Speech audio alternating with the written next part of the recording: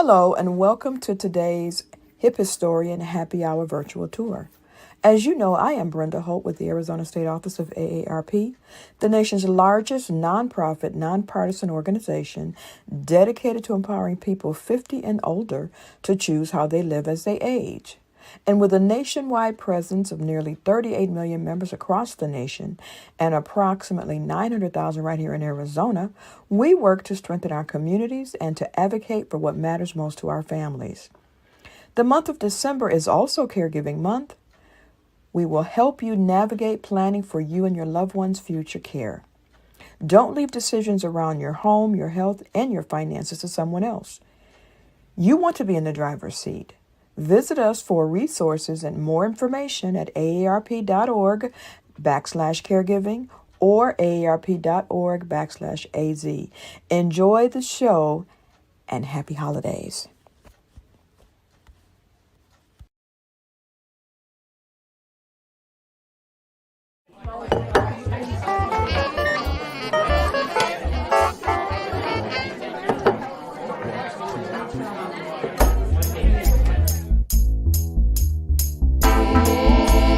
Ladies and gentlemen, non-white every folk, welcome to the show. Get ready to meet your host for the night, Arizona's very own hip historian himself, Marshall Shore.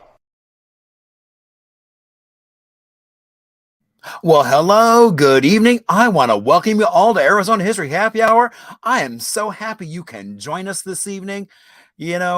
There's a lot going on. So thank you so much for taking some time out of your day, whether you are watching this on Thursday evening or at any other time, like you can do on Hip Historian YouTube channel, where we have all of the prior episodes archived, as well as we are getting up to speed. I'm starting to get some of them up on Spotify. So that way you can listen to them as podcast or even capture them as video as well right there. So I'm so happy you can join us on this chilly evening of December 15th. Holidays are coming up. I mean, we just said goodbye to Thanksgiving and Hanukkah, Christmas, Kwanzaa, and so many other holidays are coming up right around the corner. So thank you for taking time of your day. And so, as we talk a bit about history, so on this date back in 1928, the iconic, the Grand Dame of Hotels of the Southwest, the Westward Ho, opened its doors with a grand gala. Now, that gala is supposedly what created the career for Del Webb. And actually, later on, we're going to be talking about a spot actually directly across the street from there that predates the Westward Ho just a little bit. It is also back on this date, back in 1871, modern telecommunications comes to Arizona because on December 15th, 1871, in the Arizona Territory, the first telegraph station was set up in Pipe Springs up in northern Arizona along the Arizona Strip. And so that heralded the way for so much more modern technology coming on through. Now, it is also National Re-Gift Day. We've all gotten those gifts that maybe we wish we hadn't gotten. And, today is the perfect day to get them to someone else. Now, hopefully it's not the same person who gave it to you, but indeed, time to get rid of some of those things and move them on to someone else, and maybe as a new gift that you're regifting. All right. It is also National Cupcake Day. Now, originally cupcakes were known as 1, 2, 3, 4 cake because the recipe called for a cup of butter, 2 cups of sugar, 3 cups of flour, and 4 eggs. And then they grew from there. And so they are popular. They even have their own TV shows. They even have their own bakeries that do nothing but cupcakes. So, enjoy a cupcake and celebrate National Cupcake Day. Now, it is also International Tea Day. Tea is the most popular beverage on the planet, which I think is really interesting. And so this day is to raise awareness of the impact of the tea trade on farmers, workers, on even the making. We are now starting to have across Arizona tea shops that focus on tea. Now, I think it's interesting that its origins date back to China, but also medicinal, which some tea still is, but you can also just enjoy a lovely warm beverage. All right, so that's it for today for a little bit of history in terms of what are we celebrating on today. But in case you're wondering what's going to happen tonight, well, we always do a little bit of Arizona, a small town. We cover a little bit of music history. From the Vault is something you might drive by, and that's going to be that spot directly across from the Westward Ho, which has been getting a lot of attention lately, as well as we do some trivia. We have a beverage, and of course, a special guest. All right. So if this is your first time watching, you might wonder, who is that man and why is he on my screen? Well, my name is Marshall Shore, and I also am called the Hip Historian. Now, I got here a little over almost 23 years ago to the day from Brooklyn, where I was working in a Carnegie building, decided to trade that snow and that slush, just like many of you, and decided to move to someplace sunny. That would be right here in Phoenix, Arizona. I was working in a library just south of downtown where there was a rich oral tradition of the community. And that got me looking at Arizona through different lenses. And I think a lot of people were looking at it. I mean, that was my first introduction, were just those oral histories of the community. And looking at more oral histories around from different communities, neighborhoods, towns, places. And so that really got me going and doing just what I'm doing today. Then we promptly moved into a beautiful 1956 ranch, which is pretty much a time capsule. Why, there's what my kitchen looks like today. All that buttercream yellow tile, and everything still works like a charm. Now, as soon as we got here, I kept hearing about how there was no history here, but I knew that wasn't true because no matter whether I went somewhere on bike, on foot, in a car, bus, however, I kept running into so many amazing people, places, and stories. And then there's that post-war boom that I think in so many ways made the Arizona that we all know and love today. All those GIs that either were stationed here, trained here, or passed on the way to somewhere else. And after the war, they were moving here in huge numbers, forever changing Arizona and our way of life and their way of life. So I'm also called the Hip Historian, which means I get to have fun with Arizona history in so many fun ways. Actually, we're going to do a little bit on local buzz in just a bit. So I'll tell you more about Local Buzz and the app that you can download to connect with communities and what's going on. We are getting ready for in early January. You can give the history as a gift of downtown Phoenix. Basically, there's a deal. If you buy 2 tickets, you and someone else, bring them along, and we're going to talk some history, and you get to save a little bit of cash. All right. As well, coming up in March, I'm so excited to announce that we have Arizona Unzipped at the Orpheum, which is going to be basically an educational burlesque show. So there'll definitely be more coming up on that as we get closer. So indeed, you can find out more by going to the Orpheum or AZ Unzipped. As well as tonight is the last night of Festivus, hence why we are pre-recording this. And so I'm going to be outside at 5th and McKinley there until 10 o'clock. So you still have time if you're in the neighborhood. Stop on by. There's what it looks like. It was so much fun last night. Tonight's going to be even more fun. And I'm getting a chance to play Hip Santa. So come share whether you've been naughty or nice. Maybe you've got a story to share. Maybe you just want to chat and say hello. Come on by. And if you're not able to swing by this evening for Festivus or get something into the chat, please reach out to me on Facebook, Instagram, email, or even via my website, because I love to hear from you all. And many times that's where some of my best sources come from. So please share away.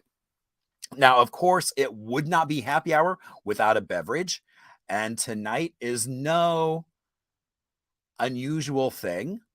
So, tonight we have, because of International Tea Day, we have a hot toddy, which I already started sipping. Now, it's got a little bit of whiskey in it. It's got a little bit of lemon juice, some hot honey syrup, as well as some Desert Rain loose tea from Infusion Tea Labs, from Infusion Coffee Lab. Oh my gosh, if you have not been there, run, go. It is an amazing coffee place where they really kind of delve down into the education of coffee. So, and I just realized we forgot. I'm going to jump back just because, I can. Realize I left out probably the most significant thing about today is the fact that it is also Bill of Rights Day. So back on December 15th of 1941, Franklin Roosevelt declared Bill of Rights Day, recognizing the history and and importance of the first 10 amendments to the Constitution. So we are celebrating that today as well. So thank you so much for indulging me, as now we're going to fast forward back into, I should take another sip. I really could have used this last night. I might even take it tonight so I can enjoy it at Festivus. All right. So now we have come to Little Arizona. And so we are going to talk about a little town that had kind of a big Hollywood impact, which I thought was kind of funny.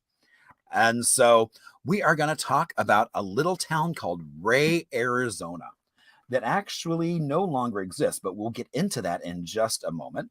So Ray, Arizona, a man named Bullinger named a mine for his sister. Ray, in 1870, the town took its name from the mine. He also named a copper camp a few miles up Copper Creek for another sister, Esperanza. And so Ray, Arizona was indeed a mining town. And there's what it looked like when it was going full tilt and being mined. And as the mine grew and grew, it pretty much swallowed up the town.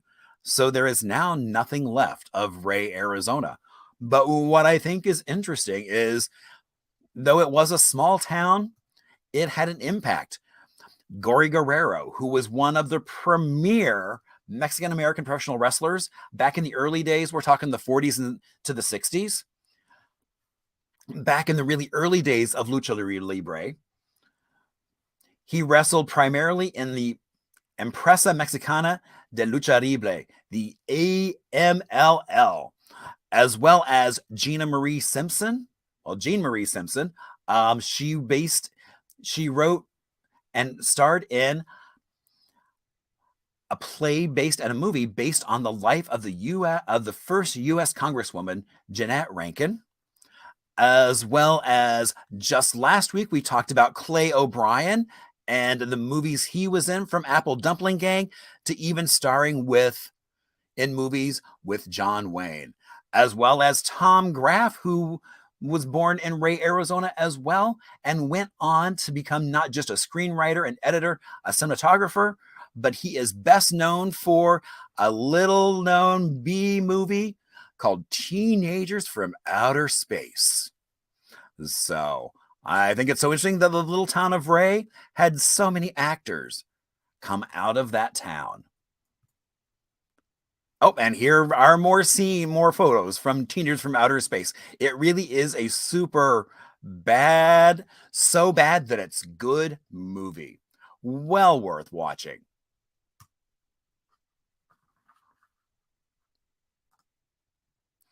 All right. One of my favorite parts of the show is when you get to hear from folks other than just myself. And so tonight we have a very special guest on. It is my friend Victor. So let's all welcome Victor to Happy Hour. Hello, Victor. Hi, Marshall. How are you? I'm good, and yourself? Doing good, doing good. Getting ready for the end of the year, and I know Christmas is coming right up around the corner, and then New Year's, and then a whole new year. I know everything just coming by so fast. This year flew by. Indeed. So, Victor, for folks that don't know who you are, tell us a little bit about yourself. Yeah, well, my name is Victor, and I've been around in the Phoenix LGBTQ plus community for several years now. Formerly, I've worked with Phoenix Pride, helping organize the different LGBTQ celebrations that they host. I've worked for Aunt Rita's Foundation. I've done a lot of volunteer work before I came into the nonprofit sector with 1 in 10, Human Rights Campaign, just different nonprofit organizations all around. And currently I work as the community relations director for Spectrum Medical. And so... Oh, that's a new role, isn't it? Didn't you just start? Yes, I just started. I'm wearing my shirt proudly. Had to plug in some shameless advertising. Of course. Yeah, so I do community relations for them. I'm in charge of our outreach team that goes out into different communities to, get people tested, get them on PrEP if they're HIV negative, or get them on treatment right away if it turns out to be a positive test. And we just want to make sure that our LGBTQ plus community is taken care of, understands that their health needs are unique, and just get them into care with providers that will understand that uniqueness. Great. All right. So for Happy Hour, we always do trivia. And so basically what we'll do is, so now people can keep track of the trivia. Some folks keep track of the trivia in the chat. If Anita is watching, she has a very special notebook for her trivia. I've got one friend who likes to write it on an appendage, so on his arm, on his leg, and then send me a photo of that. So, whatever way you want to keep track of your answers, you go for it. And so what we'll do is we'll go through all the questions. We'll take a little Arizona music break and then come back and talk about those answers. So... all right, without any further ado, let's start with our first question. When was World AIDS Day first observed, and what day is it recognized? All right, so it was first held what year? Was it A, 1979, B, 1981, C, 1988, or D, 2000? So which one of those years do you think was the first World AIDS Day? Could be any one of those. It could be, exactly. But only one of them is the correct answer. Yes. So that's why even if you don't know, just take a guess, and guess what? You might get it right. All right, our second question. In what year did a group of gay and lesbian activists organize the first Pride March through the streets of downtown Phoenix? And that first one was indeed a march. All right, was that done in A, 1979, B, 1981, C, 1988, or D, 2005? So which year do you think was the first Pride March through the streets of Phoenix? All right, question 3. Which newly and celebrated elected leader worked for Phoenix Pride before attaining the highest office in Arizona state politics? All right. Could it be A, Katie Hobbs, B, Mark Kelly, C, Ruben Gallego, or D, Greg Stanton? So who do you think recently was elected to a high office in Arizona and also worked for Phoenix Pride? All right. Question 4. Needle exchange programs are legal in Arizona. Is that true or false? All right. Question 5. How many cities globally have signed up for the 90-90-90-0? And you might be wondering what that is, and you're going to have to wait to find out exactly what that means. So here's a point where if you don't know, just take a guess. And is it A, 50, B, 100, C, 200, or D, 300? So, all right. Coming down off that halfway point, U equals U stands for undetectable and untransmittable. Is that true or false? All right. Question 7. What once daily pill has revolutionized HIV infection? Is it A, PrEP, B, TED, C, PEP, or D, AZT? All right. Which once a day pill has completely changed treatment for HIV? All right. Question 8. What drug was first used after occupational HIV exposure? Was it A, PrEP, B, TED, C, PEP, or D, AZT? All right. And here we are coming up to number 9. What HIV/AIDS fundraiser was brought back in 2008? Was that A, Not Red is the Night, B, Dine Out for Life, C, Picnic in the Park, or D, the AIDS Walk? So which one of those fundraisers was brought back in 2008? All right. And our last question. Oh, and here I think is our shameless plug. All right. How long has Spectrum Medical been serving the LGBTQ plus patients in the Valley? Is it A, 5 years, B, 10 years, C, 20 years, or D, 25 years? All right. Well, while you are all locking in your final answers, guesses, whatever you choose, we are going to take a little bit of an Arizona music break. And so we're going to talk about a gentleman named Troy Walker, who moved to Arizona at a really young age, started off in Casa Grande, wound up basically singing in school choirs and always being told he had the voice of an angel.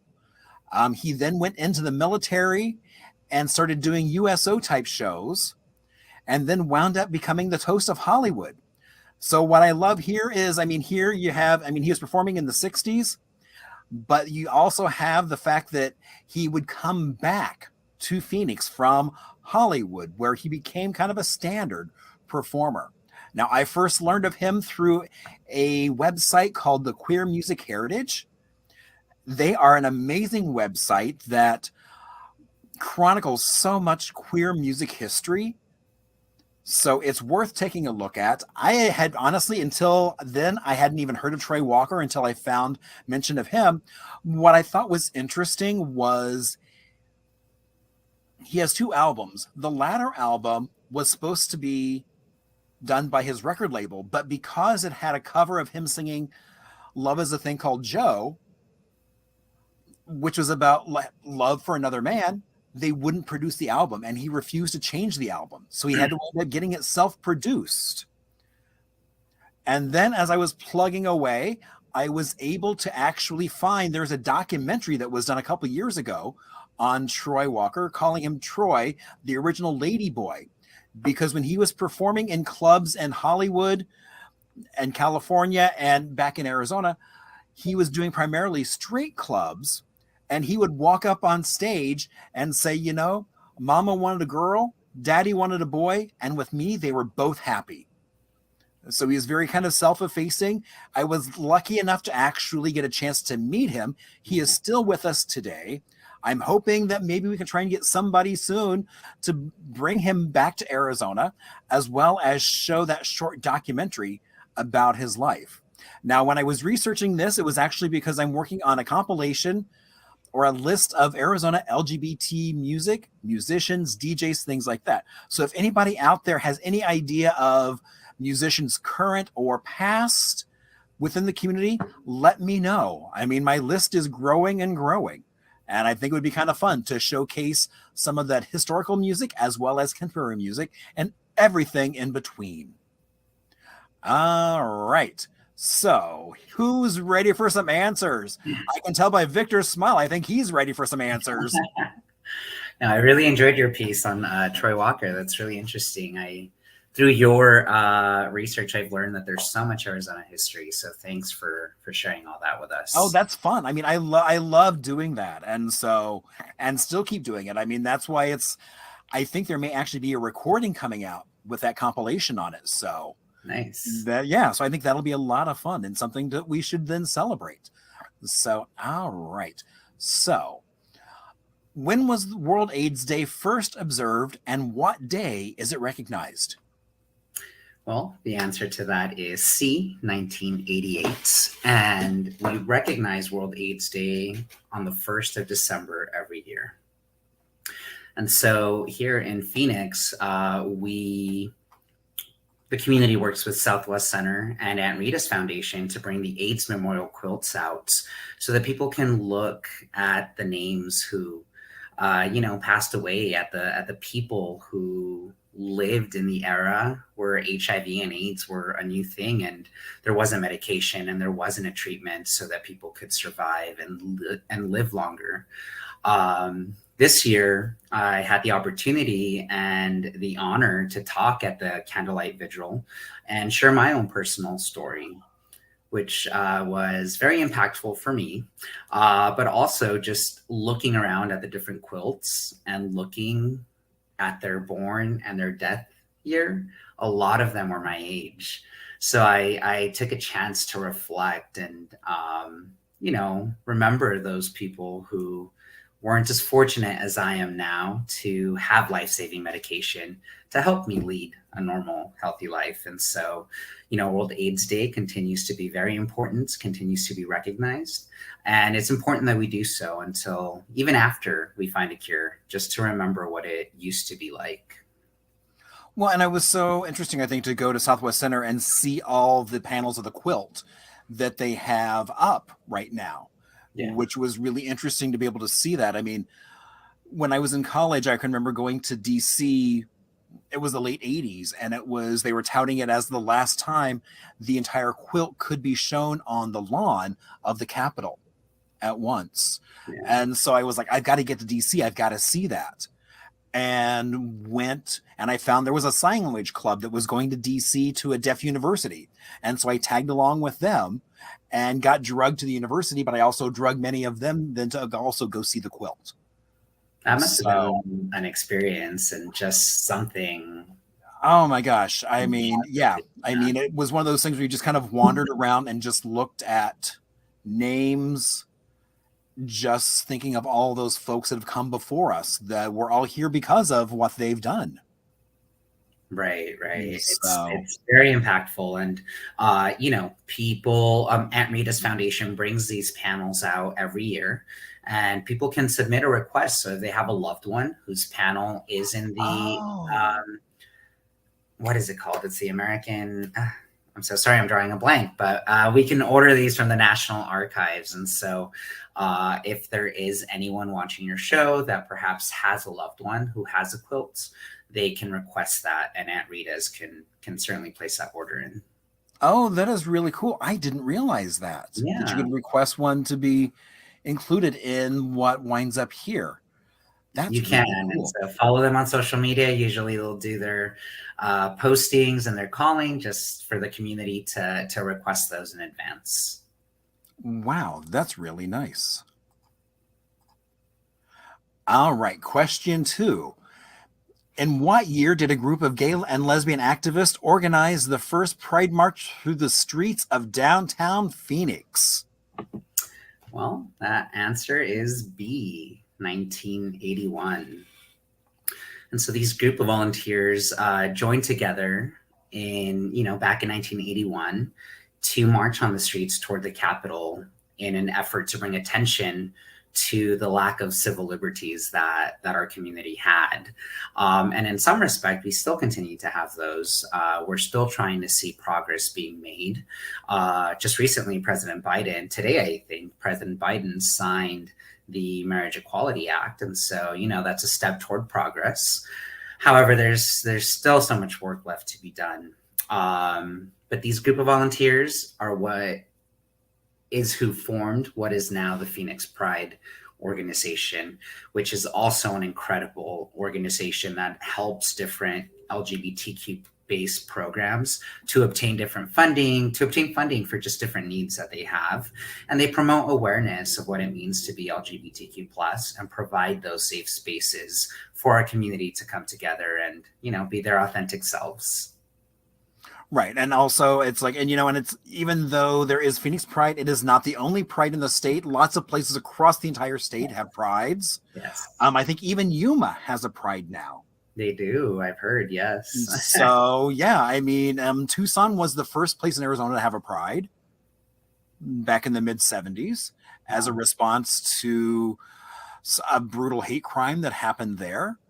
But I love that even smaller towns across the state are starting to basically recognize who's living there. Yeah, the one I've been wanting to get out to is Bisbee Pride. I haven't had the opportunity, but I hear that it's it's like the up and coming. Indeed it is. If you have not been, it is well worth taking the time and going because it is so much fun.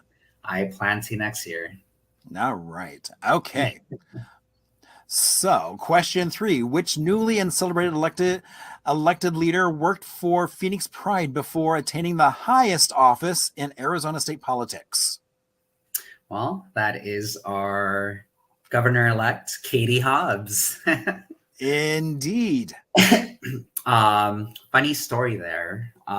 So Katie, when I first started working at Phoenix Pride in 2016, Katie worked at Pride as our volunteer and events manager.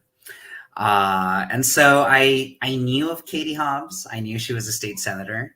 And so when I went into working for Phoenix Pride, I obviously felt very honored to work with someone who does so much for our community. And so in the first 2 weeks that I started to get to know her and, build a friendship, build that camaraderie that comes along with your coworkers, I had an incident happen to me. And so it was lunchtime. We were at the Phoenix Pride office at the center. It was just me and Katie in the office. I had gone out to grab some lunch. This is an embarrassing story, by the way. I grabbed a burrito, and I must have been so hungry that somewhere along the way, I got a piece of meat lodged in my throat. And so I started choking. And so I'm in my office. I'm like, oh my God, I'm trying to chug water, trying to make it go down. But at this point, the water wasn't even going down anymore. So I didn't know how to do the Heimlich on myself. And if it wasn't for Katie being in the office, I probably wouldn't be here right now talking to you, Marshall. And so I ran into her office and I just look at her and say, Katie. And she rushes out of her chair, quickly does the Heimlich on me. And long story short, she saved my life. And so it's always a funny story that I don't tell that often because, kind of makes me feel a little embarrassed. But really, she just jumped into action and soon after said, Victor, I'm going to teach you the Heimlich and how to do it on yourself if this ever happens again. And so it hasn't happened. I'm more mindful now of how I do. But it was a funny story. It's a funny story that we still laugh about. And yeah, I just thought it would be fun little way to share. Wow. So Katie Hobbs saved your life. That is a cool story indeed. She did. And, much like she's going to save many lives now. Indeed. Yes. All right. Question 4. Needle exchange programs are legal in Arizona. This is true. This actually became legal in 2021. It was a combined effort with many nonprofit organizations that do the work to fight new HIV infections in the state, including Sonoran Prevention Works. Aunt Rita's Foundation was involved in that as well. But yeah, surprisingly, the state Senate passed and approved a legal exchange program in order to combat the rising cases in HIV and Hep C infections. And so the purpose behind that is, if you're an IV drug user and you're, you can't tell people to stop using, and you can only encourage them to be safe. And so behind this program, people can now seek needle exchange programs so that they can have clean needles when they do their activities. And so it's best to have a program in place to make sure that they're taking care of themselves and reduce the harm that they cause to themselves. And so this with this legislation, it is now possible, and there's various programs throughout the state that operate this and help the community in that respect. That's really cool. I didn't realize that it was legalized here. Yeah. Back in New York, I used to actually volunteer with some friends, and we would go do clean needle exchanges. Mm-hmm. Yeah. So it wasn't legal, and there were some organizations that would still do it, operating kind of under the radar. But after this law passed, there's just been countless people that have been able to seek help, and have a system in place where they can reduce the harm. So, no, that's great. Yeah. All right. So question 5, how many cities globally have signed up for the 90-90-90-0? So you might want to explain what that even is first before we give out the answer. Sure. Because people may not know what that is. So this is the Paris Declaration, which is an initiative by UNAIDS, which is an international council that is dedicated toward combating HIV, the transmission of it, and hopefully one day reaching a cure. And so they came up with this process a goal called 90-90-90-0. So different cities around the world sign up for this declaration to show their commitment toward a reduction in HIV cases. And so what that means is that by 2030 is the hope, 90% of people who are living with HIV will know what their HIV status is. 90% of those people who know their HIV status and are HIV positive can access treatments. And 90% of those people on treatment will have their viral load suppressed, which will make them untransmittable. And the 0 stands for zero stigma. So we see that a lot of the barriers toward accessing healthcare, toward accessing even just a simple HIV test, is the stigma that accompanies it. And so by promoting that HIV is no longer what it used to be, that it's now something that's manageable, that people can lead a healthy, long life, and eliminating that stigma that accompanies it, we can get more people to get tested. We can move them into care if they are HIV positive, or we can educate them how they can remain HIV negative, because we have so many tools at our disposal now that will allow people to remain in a negative status. Okay, so we know what the 90-90-90-0 is. So the answer is so there are 300 cities across the globe that have signed up. Yeah, so that's huge, and Phoenix is one of them. Wow. And so this happened during Mayor Stanton, who was the mayor then, Stanton, who is now our Congressman Stanton, who signed on to this agreement, along with Glenn Spencer, who used to be the executive director for Aunt Rita's Foundation, and also Dr. Vanek, who is one of our medical directors at Spectrum Medical. These individuals, along with many others, made this happen to ensure that Phoenix can move the needle when it comes to reducing HIV infections and reducing that stigma that is so prevalent still. And so we owe a lot to these community leaders who worked with the city so that the city could sign on to it. And there's so many things that the city of Phoenix does with this Fast Track Cities initiative. They just recently for World AIDS Day, they held a employee wellness fair where they invited Spectrum Medical, they invited Native Health, and we did on-site HIV testing and wellness exams. And in that respect, they promoted HIV prevention and brought awareness to their employees about the importance of World AIDS Day and getting tested in general. Oh, that's really cool. I didn't realize the city did that. Nice. Yeah, the city does that. Phoenix is one of the most involved cities when it comes to HIV initiatives. And so I feel grateful to live in the city that cares about their populations in that respect. All right. And question 6. So U equals U stands for undetectable and untransmittable. This is true. So with new medicine and the new advancements that have come out in HIV treatments, U equal U became a concept and was recognized back in 2017. So what that means is that a person who's HIV positive and reaches an undetectable viral load cannot transmit HIV by any means anymore, or at least sexually. And so what does that mean? That means that we're continuing to eliminate the stigma of what it means to be living with HIV.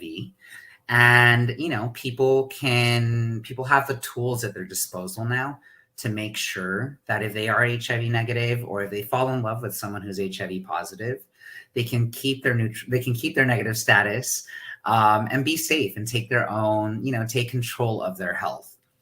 And so with treatment and with prevention, people can just really take control of their health now. And, there's no reason why people can't just love freely anymore. So I feel that really revolutionized just so many fields in the world of HIV.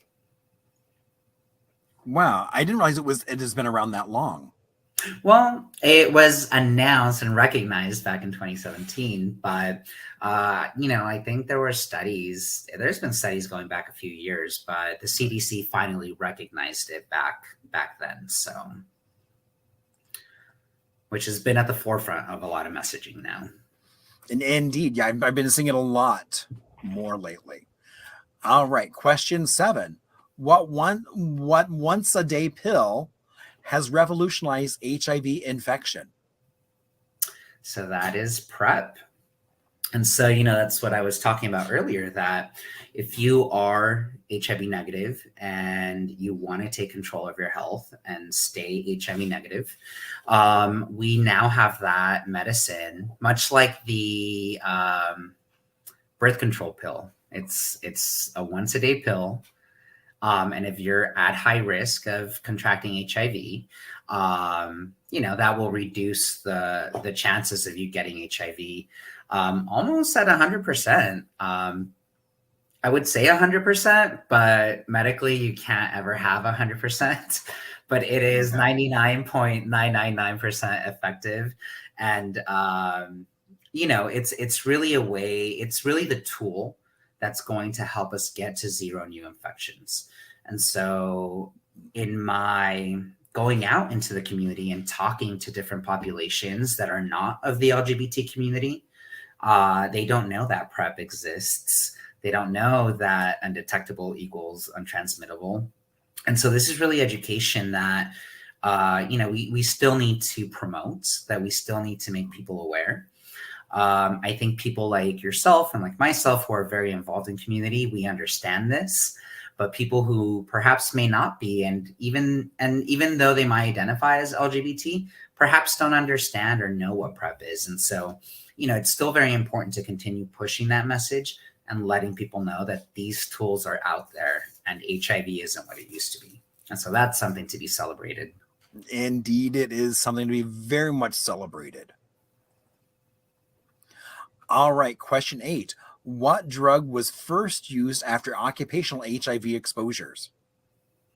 Well, the answer to that is PEP. And so that stands for post-exposure prophylaxis.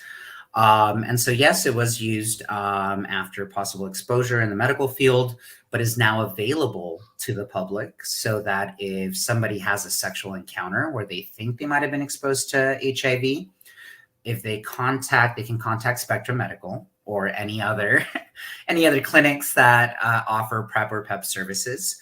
And they can let us know, like, hey, I think I may have been in contact with someone with HIV. I think I may have been exposed. And as long as we get them on the pill within 72 hours, their chances of contracting HIV are reduced almost over 80%. So it's really, really a good tool to have, so that if you're not on PrEP and you do believe you were exposed, call within those 72 hours. Call Spectrum Medical, call Southwest Center, call Aunt Rita's Foundation. They will connect you to a service provider who can offer PEP and make sure that we can have you stay HIV negative. Wow, what an amazing tool that is. It is. And a lot of people don't know about it. But in my tenure at Aunt Rita's Foundation, we would get several calls where people would call on a Friday or would call on a Monday and be like, hey, I really need to get on PEP. Like, who can offer me PEP? And so, Juan over at Aunt Rita's Foundation, who's the program director, he is just an amazing individual who will work all of his contacts to make sure he gets somebody a PEP appointment. So it's really great work that a lot of these HIV organizations are doing so that we can move the needle on those new infections. So what if, say, somebody is in Southern Arizona? Who would they reach out to if they're not in the metro area? So they were not able to reach out to, like, the Southwest Center. Right. Are there other organizations across the state that they could reach out to? Yeah, so, they can contact SAFE. SAFE is the provider down in Southern Arizona who does HIV treatment and prevention, but also they can contact Aunt Rita's Foundation. Aunt Rita's Foundation works statewide. Okay. Yeah, they have a network of providers that they call, they contact, they make sure that they offer these services so that they can, so that people can find access to this right away. People can also go to the hospital and request it. However, the problem with that is that a lot of, you would think that doctors or medical providers would be trained to understand this, but sometimes we have found that that's not the case. And so we've seen cases where people try to go to the hospital to get PEP and they turn them away.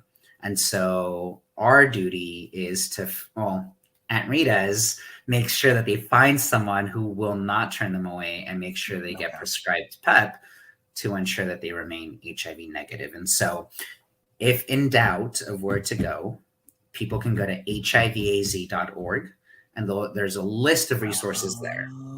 And so that's ran by Aunt Rita's, but it's also ran by this in collaboration with the state, so that we can make sure that people statewide have access to these resources. Okay. Wow, that's actually really cool. I didn't realize that. Yeah, it's a great resource. It is indeed. All right, so shameless plug time here. So how long has Spectrum Medical been serving the LGBTQ plus patients in the Valley? Well, Spectrum Medical has been around for 25 years now. And so that is quite a long time. Dr. Vanning, one of the leading HIV experts in the country, along with others, formed the clinic that offers primary care to the LGBTQ plus community. And so that's something that I'm very passionate about and I like to advocate for, because people can go to a primary care physician who may not understand what it means to live the gay experience, the trans experience, just different experiences that are unique to our community. And so with that uniqueness also comes our health needs. Our health needs are different than our heterosexual counterparts per se. Sometimes there's men who are of younger age who perhaps need to have a pap smear, and it's not something that a regular physician would think about when they're in their 20s.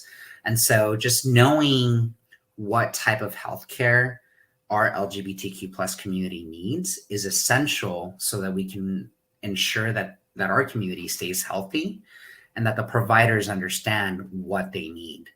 And so our providers at Spectrum Medical, they are from all walks of life. They understand what it means to be LGBTQ plus, and we focus on LGBTQ plus health. But we are open to everyone. We welcome everyone. The key word there is, we focus and we make sure that you're getting HIV treatment, prevention, Hep C treatment, just different needs that perhaps our community may need, PrEP services. We'll get you taken care of. We'll listen to you. We'll make sure that when you leave that appointment, you have all the tools that you need so you can continue being that fabulous person that you are. Very cool. That's great.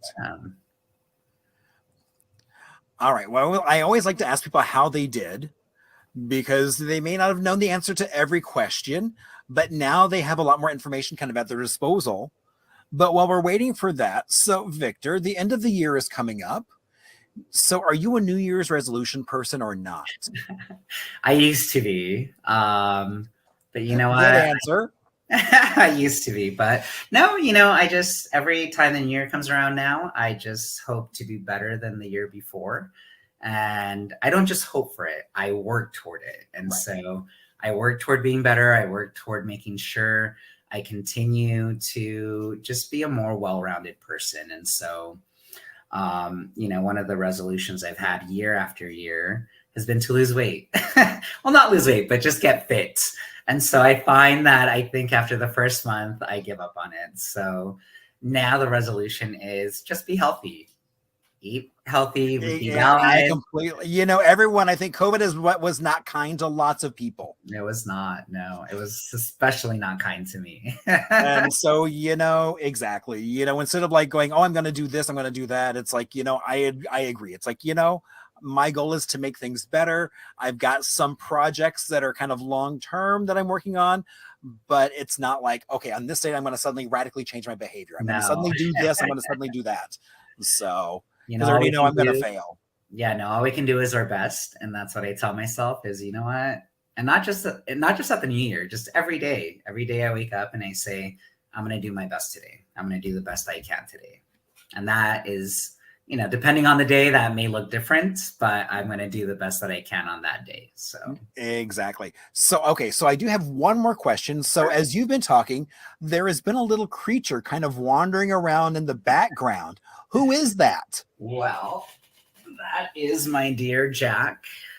Oh my gosh. Look at that face. He's Jack. He's my son. Hello, Jack. Yeah, I rescued him in March, so he's been with me less than a year, but wow, he is as spoiled as can be. So nice. Yeah. No, that's Jack. That's who you've been seeing in the background, just playing with his toys and trying to make noise. Very cool. Well, Victor, I do want to say thank you so much for coming on and sharing information and your stories about yourself and including Jack in the conversation. Thank you so much for the opportunity, Marshall. I'm a fan of what you do, and keep doing this good work and letting the community know that Arizona is a great state. We have so many stories and there's so many more. I mean, that's one of the things I'm looking forward to as 2023 hits is there's more stories. Oh my gosh, there's always more stories. So there'll always be more to tell. Indeed. All right, Victor, thank you so much. Have a great rest of your night. You too. Thanks, Marshall.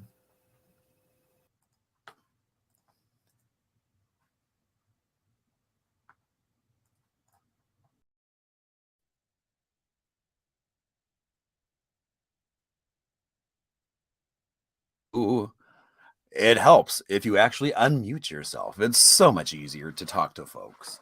So, all right. So, thank you so much. Now, it's like, so this week on From the Vault has been really interesting. So it started off with a friend on social media posting a photo of a big hole that was happening across from the Westward Ho.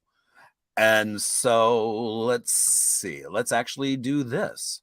Hey, Local Buzz, Marshall Shore, the hip historian here, and we are at Central and Pierce, where there is some myth, some history that's being exposed as we speak right now. As downtown is developing, we are losing what was from 1927 through the early 50s, a bowling alley underground. So, the first time I was down here and I saw this glass block, that's how I knew there had to be something there. and no one really quite knew when the bowling alley opened. Everyone thought it was like maybe the 30s. But what was really cool was I went back and found an ad from the late 20s that talked about how it was Nielsen Radio and Sporting Goods. So you could go buy your bowling equipment and then go play. And so it was called actually Nielsen Bowling Alleys. So in the late 30s, this became known as the Gold Spot Bowling Alleys, and was really active until the early 50s as a space underground. You know, I think it's kind of cool that I wish we were preserving this space, but I'm glad we're keeping the stories. They are going to keep the glass block, which I think is really cool. So this is exactly why you should like, follow, share, because we're going to keep bringing you more history and more Arizona love.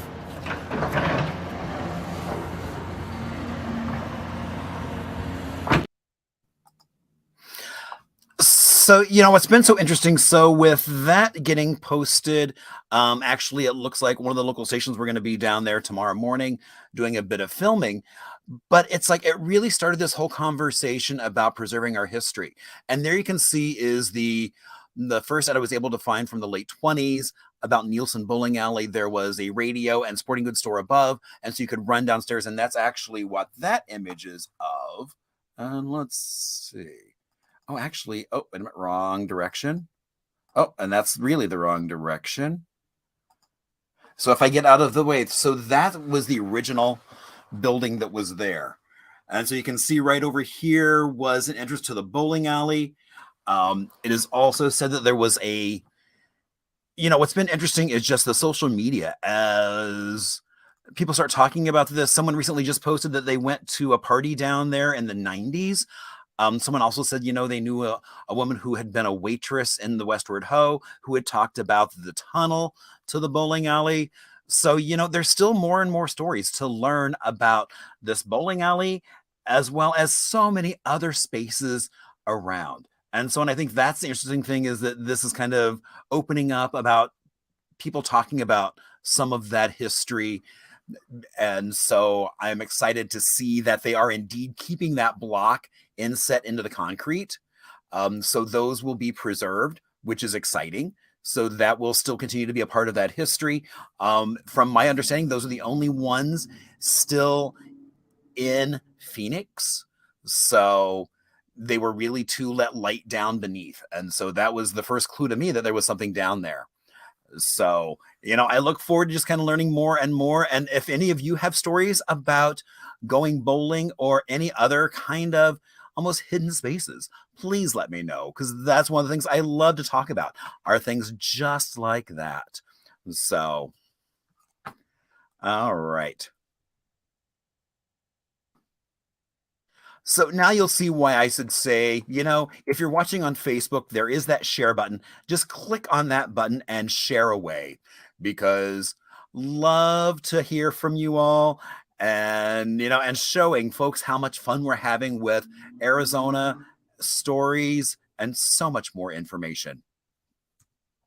So be sure to tune in next week when it is our holiday edition, an extra special episode coming up with some surprises just for you all. So that will be Thursday night, 7 o'clock, Facebook, YouTube, Twitch, Twitter, LinkedIn.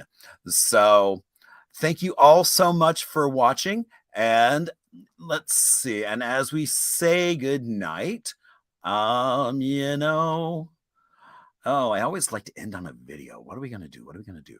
You know, we're just going to, I think that'll be fun. So all right. So remember, I always love to hear from you all. So please share away. I want to give a shout out to Chris and Cole, who did that great little intro video, as well as PJ for always coming up with an amazing beverage.